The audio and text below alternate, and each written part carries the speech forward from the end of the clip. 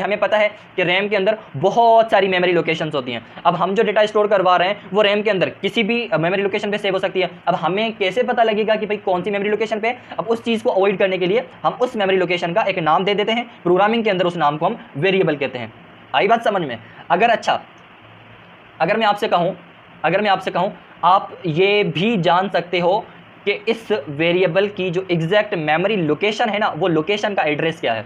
देखो कैसे, ये कॉन्सेप्ट आगे हम पढ़ेंगे जाके पॉइंटर्स के अंदर, ठीक है ना। लेकिन फिलहाल आपका ये जो कॉन्सेप्ट है ना, इसको मैं क्लियर करने के लिए आपको वो एक्सेस करके दिखाता हूँ।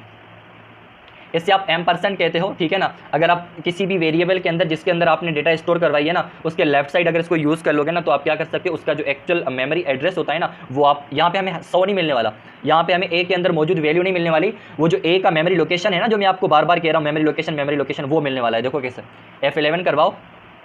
देखो मतलब कि रैम के अंदर ये वो लोकेशन है, ये वो एड्रेस है जहाँ पे मेरा 100 पड़ा हुआ है।